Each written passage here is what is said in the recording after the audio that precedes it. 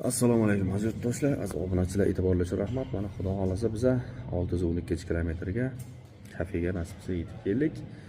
Granitsaga qarab yo'l olganmiz. Nasib qilsa chislolarimiz 10-chislo tungi Granitsaga Azinkaga qarab ketyapmiz xudo xolasa. Do'stlar, Granitsa masalasi bo'yicha, chegara masalasi bo'yicha ma'lumotlarni, qaynoq ma'lumotlarni bez persatga resladi. Bizni YouTube'lardan tomosha qilsangiz bo'lar har doim chegaraga dokumenti yo'q, reyestrga tushgan va kartasi bloklangan aka-ukalarimizni, opa-singillarimizni ham chegaraga olib borib kelyapmiz. Xavotirga o'rin yo'q. Ma'lumotlar har doim mana shu yerda bo'ladi.